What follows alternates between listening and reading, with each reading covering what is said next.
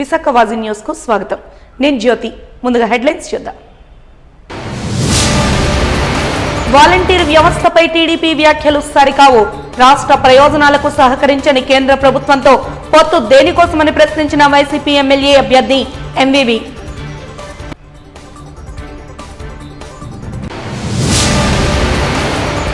ఓటర్లను ప్రలోభపెట్టేందుకు అధికార వైసీపీ మత విశ్వాసాలపై ప్రలోభ పెడుతుంది. రాష్ట్ర ప్రయోజనాల కోసం ప్రలోభాలకు లొంగొద్దన్న విశాఖ టీడీపీ ఎంపీ అభ్యర్థి భరత్. దోపిడీ విధానాలకు స్వస్తి పలికి ప్రజాహిత పాలన కోసం ప్రజాశాంతి పార్టీకి ఓటేయండి. మాజీ మంత్రి బాబుమోహన్ పిలుపు.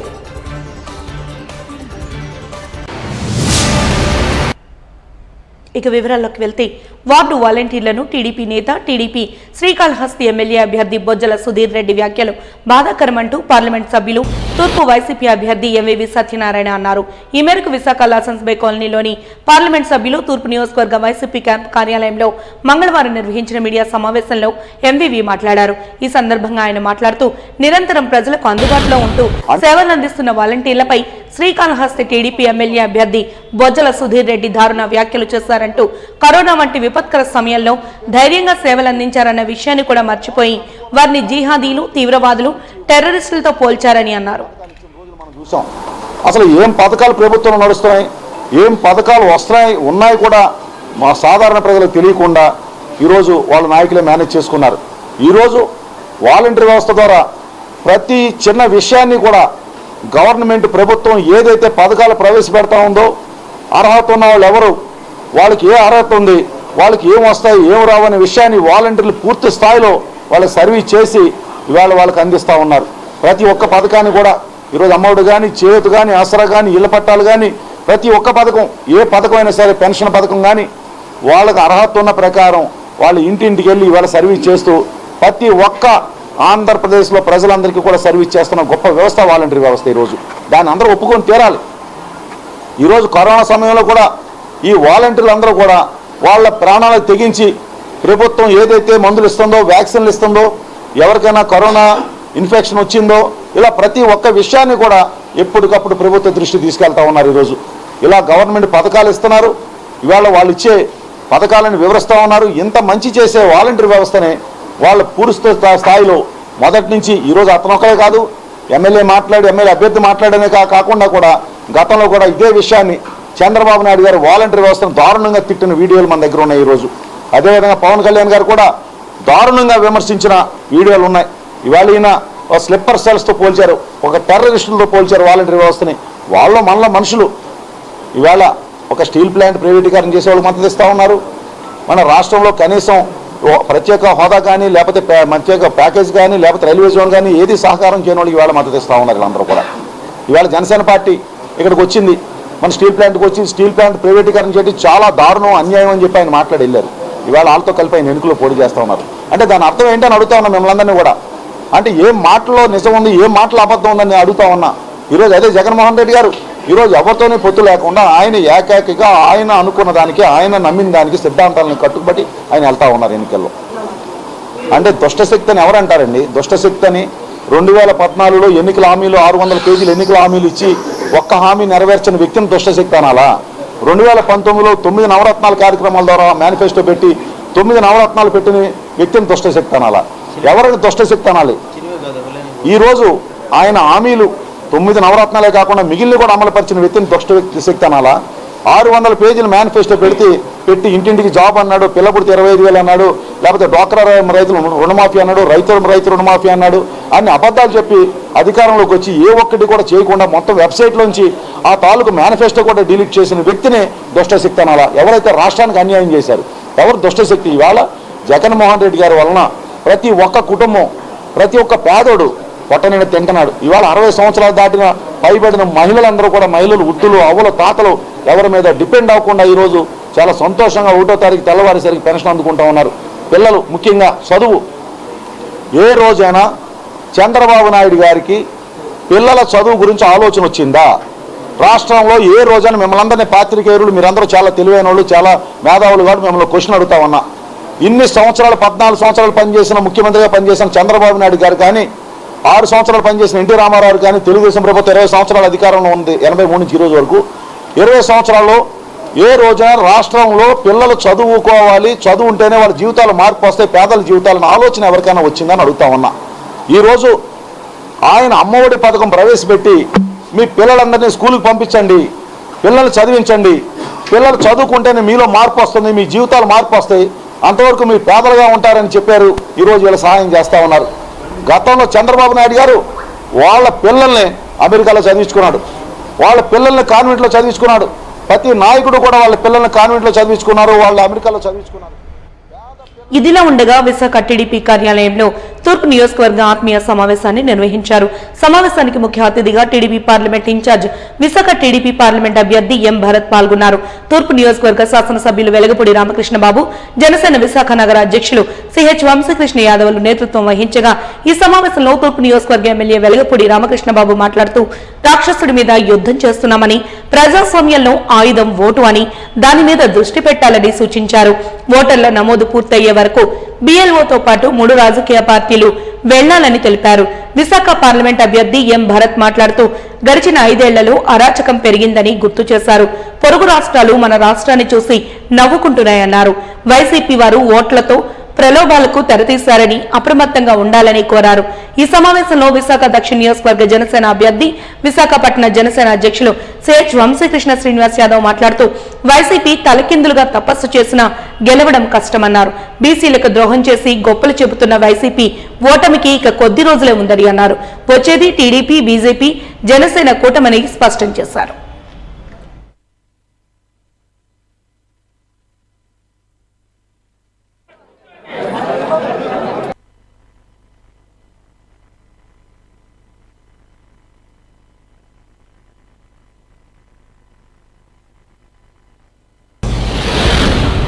ఎవరు ఒప్పుకున్నా ఒప్పుకోకపోయినా ఒక కంబైన్డ్ స్టేట్గా రాజధాని. ఎందుకంటే ప్రత్యేక రాష్ట్రం పెట్టినప్పుడు జస్టిస్ వాంచు కమిటీ అని పెడితే ఏది క్యాపిటల్ అయితే బాగుంటుందంటే అతను విశాఖపట్నం క్యాపిటల్ సిటీ కింద సూచించాడు. ఇది కంబైన్డ్ స్టేట్కి, తెలంగాణతో కలిసి ఉన్న స్టేట్కి. అప్పుడు చెప్పింది కొన్ని కారణాల వల్ల కర్నూలు, ఆ తర్వాత భాగ్యనగర్, తెలంగాణ కలిసి, అంటే ఉట్టి రాయలసీమ ఆంధ్ర ఉన్నప్పుడేమో విశాఖ అన్నారు, తెలంగాణ కలిసిన తర్వాత హైదరాబాద్ అన్నారు.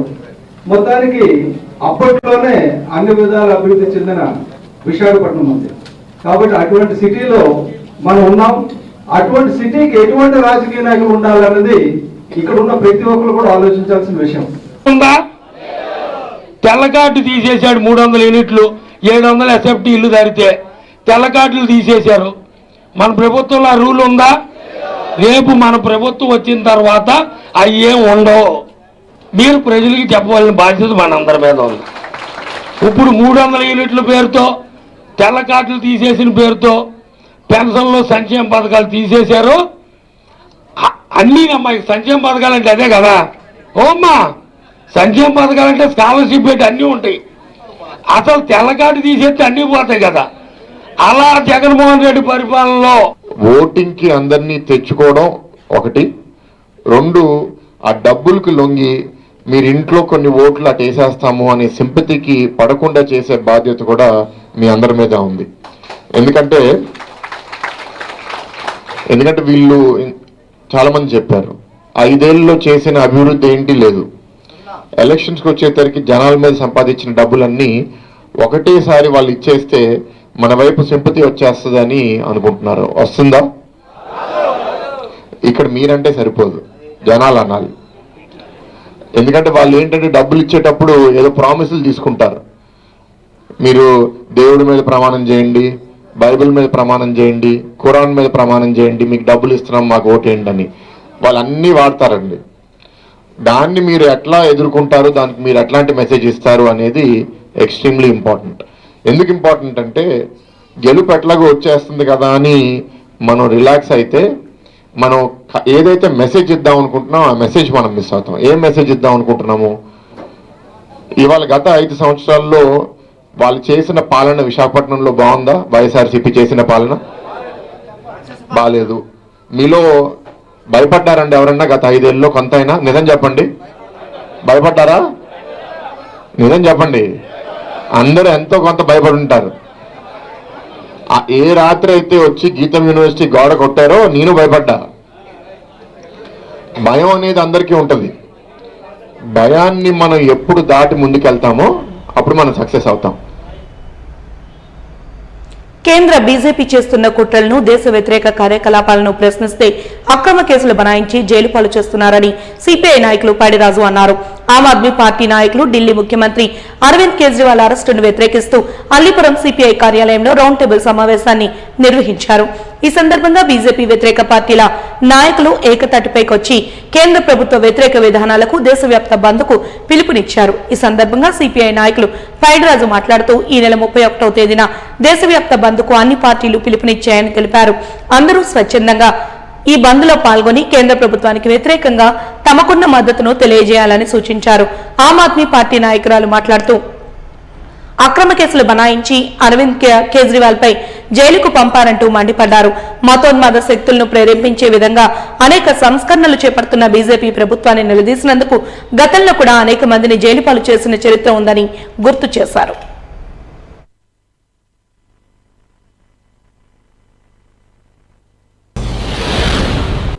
మరి బీజేపీ ప్రభుత్వం ఎన్ని అక్రమాలు చేసినా, ఎన్ని అన్యాయాలు చేసినా వాళ్ళు భజన పరులుగా ఉంటేనే ఈ దేశంలో మనుగడ ఉంటుంది. మీరు స్వేచ్ఛగా తిరగగలుగుతారు, మాట్లాడగలుగుతారు. దాన్ని ప్రశ్నించే వాళ్ళు ఎవరు కూడా జైల్లో తప్ప బయట ఉండడానికి వీల్లేదన్న ఒక సాంకేతికతని ఇచ్చిన సందర్భంగా మోడీ గారు ప్రవర్తిస్తూ కేజ్రీవాల్ గారిని అరెస్ట్ చేశారు.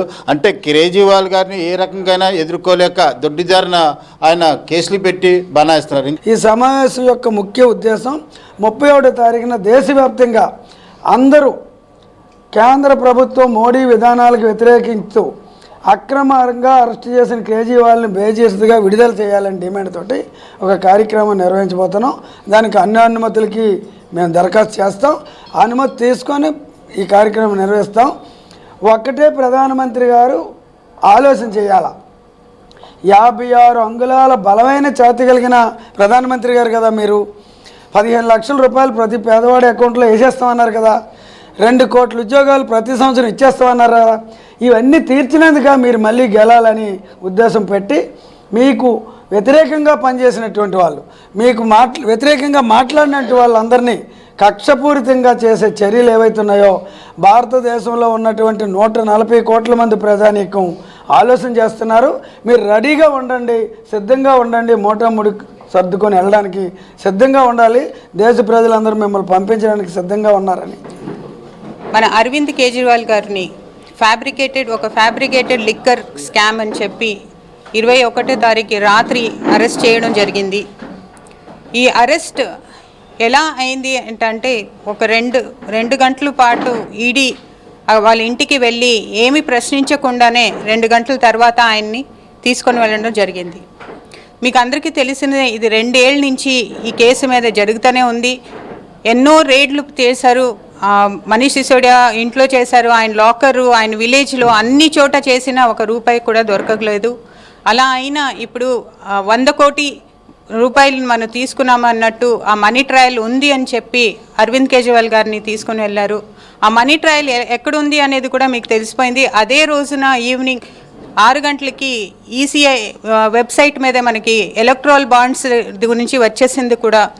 ఆమ్ ఆద్మీ పార్టీ ఢిల్లీలో చేస్తున్న అభివృద్ధిని, ప్రజారంజక పాలనని ఓర్చుకోలేక గత 10 సంవత్సరాలుగా ఆమ్ ఆద్మీ పార్టీ చేస్తున్న అభివృద్ధిని తట్టుకోలేక బీజేపీ కేంద్ర ప్రభుత్వం మా ఆమ్ ఆద్మీ పార్టీ నాయకుల్ని ఎలా ఇబ్బంది పెట్టాలా అని చూస్తూ ఢిల్లీలో ఉన్న రాష్ట్ర ప్రభుత్వానికి ఉన్న హక్కుల్ని కాలరాశారు. అలాగే ఎన్నో అభివృద్ధి పనుల్ని ఆపడానికి ప్రయత్నించారు. గత 2 సంవత్సరాలుగా మా నాయకులైన సత్యేంద్ర జైన్ గారిని, సిసోడియా గారిని, సంజయ్ సింగ్ గారిని, ఇలా మా నాయకులను అందరినీ కూడా లేనిపోని ఎక్కడా కూడా వినని కేసుల్ని నెట్టి వాళ్ళ మీద ఈరోజు జైల్లో పెట్టి సిసోడియా గారికి సంవత్సరం అయిపోయింది, జైన్ గారికి సంవత్సరం పైన అయిపోయింది. కానీ ఆమ్ ఆద్మీ పార్టీ మిగతా పార్టీ నాయకుల్లాగా అరెస్టులకు భయపడి వాళ్ళు చేసే ఈడీ, ఐటీ, సిబిఐ దాడులకు భయపడి బీజేపీకి లొంగదు. ఆ విషయం బీజేపీ ప్రభుత్వానికి అర్థం కావట్లేదు. విశాఖ డ్రగ్స్ వ్యవహారంలో సీఎం జగన్మోహన్ రెడ్డి హస్తం ఉందని తెలుగుదేశం పార్టీ దక్షిణ నియోజకవర్గ ఇన్ఛార్జ్ గండి బాబ్జీ అన్నారు. మంగళవారం జిల్లా తెలుగుదేశం పార్టీ కార్యాలయంలో జరిగిన విలేకరుల సమావేశంలో ఆయన మాట్లాడుతూ విశాఖలో ఎప్పటి నుంచో డ్రగ్స్ మాఫియా నడుస్తోందని, ఎక్కడ గంజాయి పట్టుబడినా వాటి మూలాలు విశాఖలోనే కనిపిస్తున్నాయని ఆవేదన వ్యక్తం చేశారు. విశాఖలో పెద్ద ఎత్తున డ్రగ్స్ పట్టుబడితే సిబిఐ విచారణ చేయడానికి అవకాశం ఇవ్వలేదని స్థానిక పోలీసులపై విరుచుకుపడ్డారు. డ్రగ్స్ మాఫియా తతంగాన్ని అధికార పార్టీ నాయకులు మాయ చేయాలనే ప్రయత్నాలు చేస్తున్నారని ఆరోపించారు.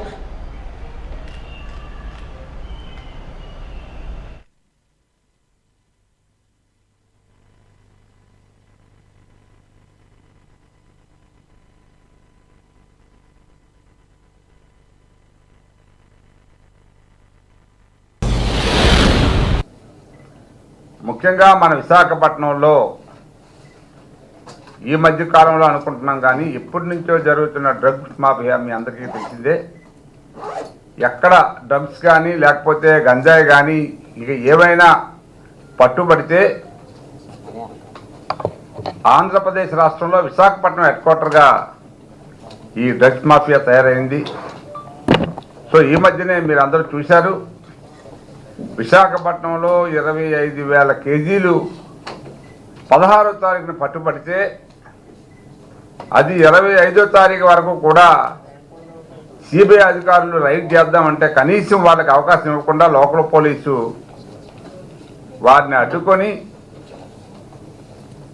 ఈ మాఫియా తాలూకా తతంగాన్ని మాయ చేయడానికి ఈ ప్రభుత్వం పెద్దలు ప్రయత్నం చేశారనేది మీ అందరికీ తెలుసు. సుమారు 25,000 కేజీలంటే జనం కానీ మిగతా పెద్దలు కానీ చెప్పేది ఏంటంటే దాని వాల్యూ సుమారు 50,000 కోట్ల రూపాయలు ఉంటుందనేది మరి ఎంత ఘోరమైన మరిది ఈ మాఫియా నాకు అర్థం కాలేదు. బ్రెజిల్ నుంచి ఇక్కడ కంటైనర్లో రావడం అంటే మరి ఎట్లా తీసుకొచ్చారో ఎవరికి కూడా అర్థం కాని పరిస్థితి. సో దీంట్లో పూర్తిగా ప్రభుత్వం జగన్మోహన్ రెడ్డి గారి హస్తం కూడా ఉందనేది మేము చెప్పక తప్పదు. ఈ విషయాన్ని ప్రజలు గమనించాలి. ముఖ్యంగా ఈవేళ వైజాగ్ విశాఖపట్నం ప్రాంతంలో విద్యార్థులు యువకులు చాలా మంది ఈ మధ్య ఈ హాస్పిటల్లో జాయిన్ అవుతున్నారని చెప్పడం జరిగిందంటే దీని పరాకాష్ఠ ఎంతవరకు ఉందో మనం అర్థం చేసుకోవాలి. మరి ఏపీలో అభివృద్ధిలో నెంబర్ 1లో ఉన్న ఆంధ్ర రాష్ట్రాన్ని ఈవేళ ఈ డ్రగ్స్, కొకైన్, గంజాయి ఇవన్నీ సరఫరా వాడకంలో నెంబర్ 1 చేశారు జగన్మోహన్ రెడ్డి గారు. మరింత దౌర్భాగ్యమైన పరిస్థితిలో ప్రజలు తెలుసుకోవాల్సిన అవసరం ఏముందంటే మరొక్కసారి ఇటువంటి క్రూరమైన ముఖ్యమంత్రికి అధికారం ఇస్తే ఈ రాష్ట్రం మళ్ళీ అధోగతి పాలు, క్రైమ్ ల్యాండ్ అయిపోదు విశాఖపట్నం. చాలామంది ఉద్యోగులు ఏమనుకుంటారంటే ఎక్కడ ఉద్యోగం చేసినా వారి యొక్క రిటైర్మెంట్ తర్వాత ఈ విశాఖపట్నంలో ప్రశాంతంగా జీవిద్దామని ఎంతోమంది ఇక్కడ ఇల్లులు కట్టుకొని నివసిద్దామంటే ఇప్పుడు వాళ్ళు రావడానికి భయపడే పరిస్థితి క్రియేట్ చేశారు. ఎంత చక్కని వాతావరణం. ఈ విశాఖపట్నాన్ని అమెరికాలో ఉన్న శాన్ ఫ్రాన్సిస్కో టౌన్తో పోల్చొచ్చు మనం. సేమ్ అదే లక్షణాలు ఉంటాయి ఇక్కడ మేము చూసాం.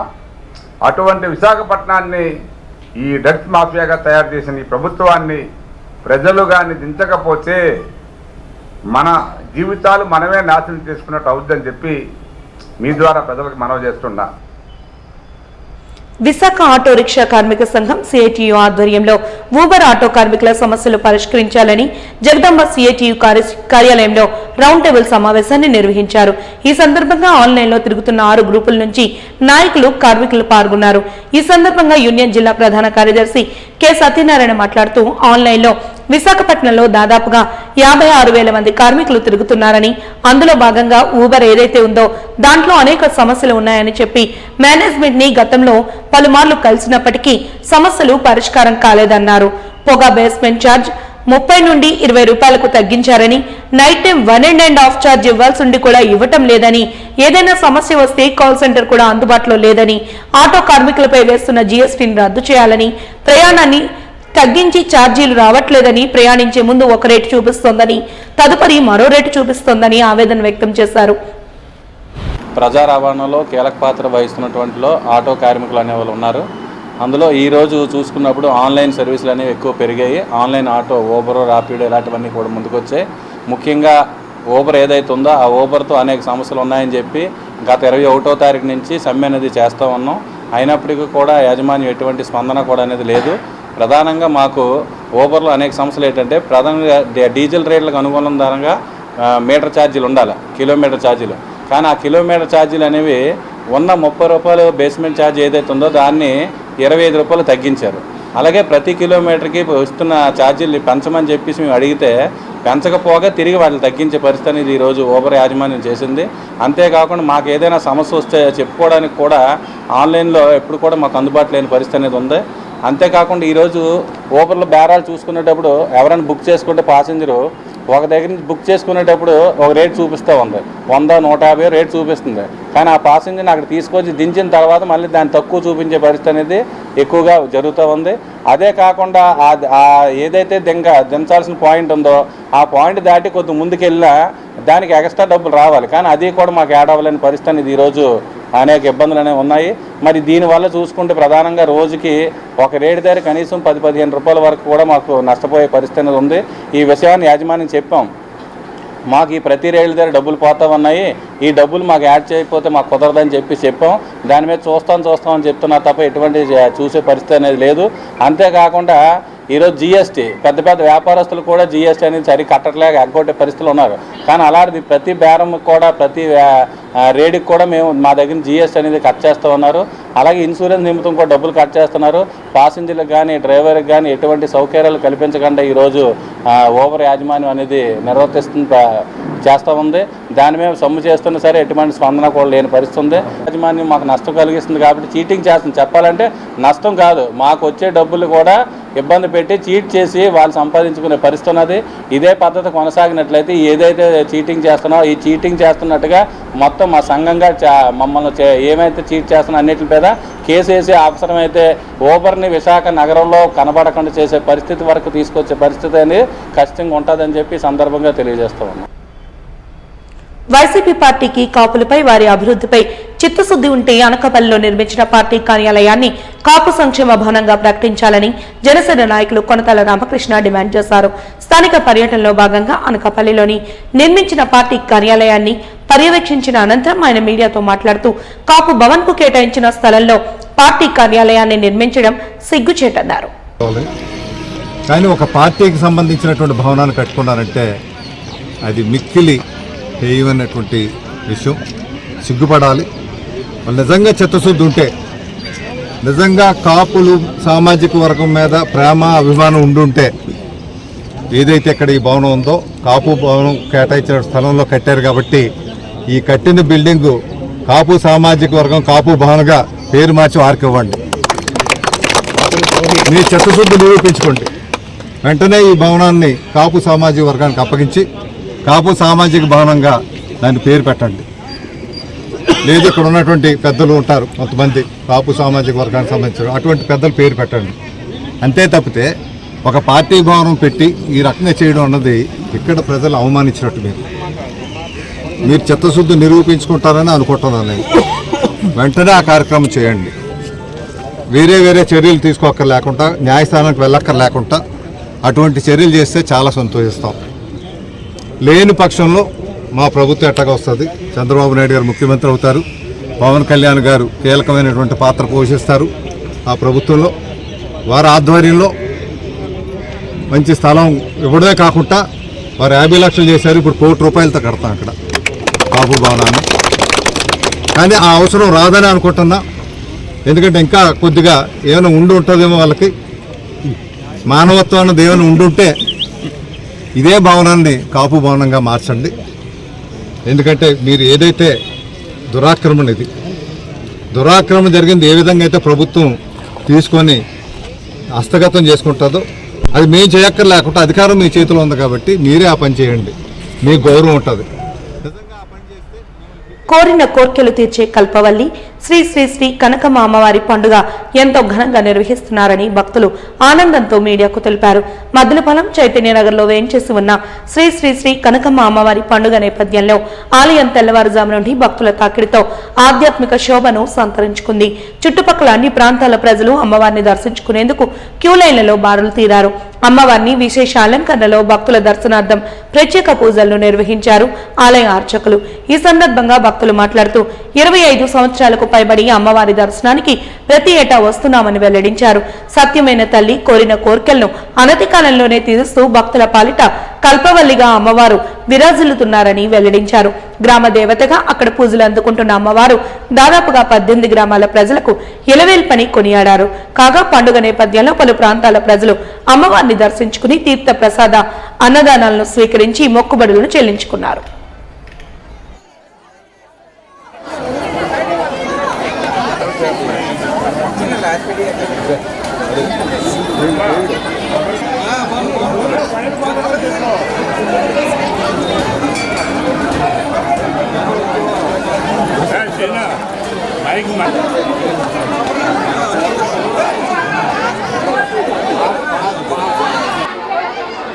అమ్మవారి అలంకరణ చేయండి.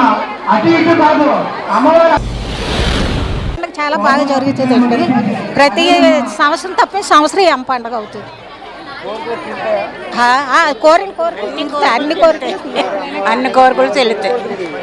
ఇది అనుకున్న పనులన్నీ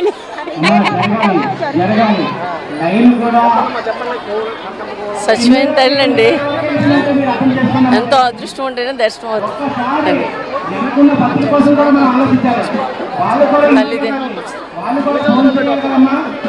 మేము 10 సంవత్సరాలు వస్తుంది. ఇప్పటి నుంచి ఉందండి. 40 సంవత్సరాలు బట్టి ఉంది. తక్కువ సంవత్సరాలు తల్లి సత్యమైన తల్లి కూడానండి ఉందండి. ఏంటండి తీరుస్తాయండి. ప్రజాసేవే లక్ష్యంగా ప్రజాశాంతి పార్టీ అధ్యక్షుడు కేఏ పాల్ ఎన్నో కార్యక్రమాలను నిర్వహించారని, ఆయన సారథ్యంలో రాష్ట్రం మరింత అభివృద్ధిని సాధించే దిశగా పయనిస్తుందనే ఆశాభావాన్ని వ్యక్తం చేశారు. మాజీ మంత్రి బాబు మోహన్ రైల్వే న్యూ కాలనీలోని ప్రజాశాంతి పార్టీ కార్యాలయంలో నేడు పలువురు కార్యకర్తలు పార్టీలో చేరారు. ఈ మేరకు వారికి పార్టీ కండువాను కప్పి బాబు మోహన్ సాదరంగా పార్టీలోకి ఆహ్వానించారు. అనంతరం నిర్వహించిన విలేకరుల సమావేశంలో ఆయన మాట్లాడుతూ దోపిడీ విధానాలకు స్వస్తి చెప్పేందుకు ప్రజాశాంతి పార్టీకి ఓటేయాలని ప్రజలను అభ్యర్థించారు. కుట్రపూరిత స్వలాభ రాజకీయాలకు కేఏ పాల్ దూరంగా ఉంటారని, సేవే పరమావధిగా ఆయన తలపెట్టిన కార్యక్రమాలే అందుకు నిదర్శనమని తెలిపారు. ఈ సార్వత్రిక ఎన్నికల్లో కేఏ పాల్ విజయం అవశ్యమని వెల్లడించారు. కాంట్రాక్టుల పేరుతో దోపిడీ, అవినీతి అక్రమాలకు తావులేని స్వేచ్ఛాయుత ప్రజాహిత పరిపాలన కోసం ప్రజాశాంతి పార్టీని గెలిపించాలని సూచించారు. పార్లమెంట్ ఎలక్షన్స్ కానీ, ఈ రాష్ట్రంలో జరిగే అసెంబ్లీ ఎలక్షన్స్ కానీ జయప్రదం చేయాలి, తొడగొట్టి గెలవాలి. ఎవరికి తీసిపోని విధంగా మన పార్టీని ముందుకు తీసుకెళ్ళాలి. ఎందుకంటే మనం ఎవరికి అన్యాయం చేయలేదు, ఏ లాలూచీలకి మనకు సంబంధం లేదు, ఏ ఫ్రాడులకు మనకు సంబంధం లేదు. మనం కేఏ పాల్ గారు పేదలకు సాయం చేశారే తప్ప పెన్షన్ల రూపంలో కానీ, నేను ఎందుకంటే వారి బ్రదర్ డేవిడ్ రాజు గారు పెన్షన్లు తయారు చేస్తూ ఉంటే నైట్ అండ్ డే కూర్చొని వాటిని నేను అప్పుడప్పుడు నాకు టైం ఉంటే పోయి పక్కన కూర్చొని చూసేది. నేను కట్టలు పెన్షన్లు, వితంతు పెన్షన్లు, విడో పెన్షన్లు, ఓల్డేజ్ పెన్షన్స్, ఇవి అలా ప్రజలకు సేవ చేయాలని మాత్రమే మంచి వాక్యం అందించి దేవుని దీవెనలు అందించాలి ప్రతి ఒక్కరికని కష్టపడుతూ దాంట్లో భాగంగానే నా వంతు సహాయ సహకారాలు పేదవారికి అందించాలి, కష్టాల్లో ఉన్న వాళ్ళని ఆదుకోవాలి, ఆర్థికంగా ఇబ్బందులు ఉన్న వాళ్ళని ఆదుకోవాలనే భావనతో మాత్రమే పాల్ గారు ఈ రాజకీయ పార్టీ పెట్టడం జరిగింది, ముందుకు రావడం జరిగింది. దీన్ని కూడా కొందరు ఉల్టా పల్టా చేయడానికి ఎన్నో ప్రయత్నాలు చేస్తున్నారు. మొక్కను కూడా పీకేయాలని ప్రయత్నం చేస్తున్నారు. అయినా ఎప్పుడు ఒక అడుగు వెనక్కి వేయటం అలవాటు లేదు పాల్ గారికి. 1కి 4 అడుగులు ముందుకేయటమే అలవాటు. కనుక ఎవరు ఎన్ని చేసినా కూడా వారు అనుకున్నది ప్రజలకు చెప్పుకుంటూ ముందుకెళ్తున్నారు. కానీ ఈసారి పాల్ గారు ఖచ్చితంగా గెలవాలి. ఎందుకంటే పాల్ గారి సహాయ సహకారాలు ఈ రాష్ట్రానికి ఆ రాష్ట్రానికి దేశానికి కూడా అవసరం. ఎందుకంటే వారు అందరితో డి అంటే డిఏ ఉండాలి, అంతేగాని ప్రార్థన చేస్తాము అని అంటే కుదరదు. పనులు చేయాలి, ప్రజలను ఆదుకోవాలి. ఎన్టీ రామారావు గారు అందుకే అన్నారు, ప్రజలే దేవుళ్ళు, సమాజం దేవాలయం. ఆ రీతిలో పనిచేస్తేనే ప్రజల ఆశీస్సులు పొందుతాం. కాబట్టి పాలుగారు ముందుకొచ్చారు. అందరూ కూడా, ముఖ్యంగా నేను వైజాగ్ పార్లమెంటు ప్రతి ఓటర్ను కోరుకుంటా ఉన్నాను. నేను కూడా ఎమ్మెల్యేగా 3 సార్లు ఎమ్మెల్యేగా మంత్రిగా తప్పు చేయలేదు, అబద్ధం ఆడలేదు, లంచం తీసుకోలేదు, ఎవరికి ద్రోహం చేయలేదు. అలాగని కాంట్రాక్ట్ చేసి కోర్టు సంపాదించాలని అస్సలు ఒక్క రూపాయి కూడా ముట్టుకోకుండా మంత్రిగా ఎమ్మెల్యేగా నాకు 3,900 ఫ్యాక్టరీస్ మంత్రిగా, లేబర్ అండ్ ఫ్యాక్టరీస్ మంత్రిగా ఎక్కడ ఒక్క నయా పైసా ముట్టుకోలేదు. చేతనైన కాడికి సాయం చేశాం, ఎంతోమందికి ఉద్యోగాలు ఇప్పించాను. ఎంతోమంది. వాజీ న్యూస్ ముగించే ముందు హెడ్లైన్స్ మరొకసారి చూద్దాం. వాలంటీర్ వ్యవస్థపై టీడీపీ వ్యాఖ్యలు సరికావు. రాష్ట్ర ప్రయోజనాలకు సహకరించని కేంద్ర ప్రభుత్వంతో పొత్తు దేనికోసమని ప్రశ్నించిన వైసీపీ ఎమ్మెల్యే అభ్యర్థి ఎంవివి సత్యనారాయణ.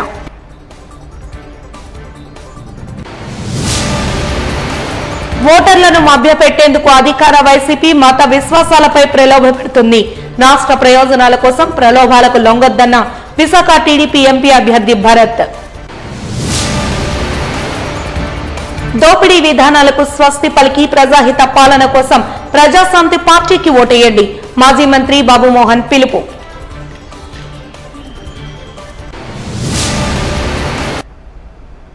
వాజీ న్యూస్ ఇంతటితో సమాప్తం. నమస్కారం.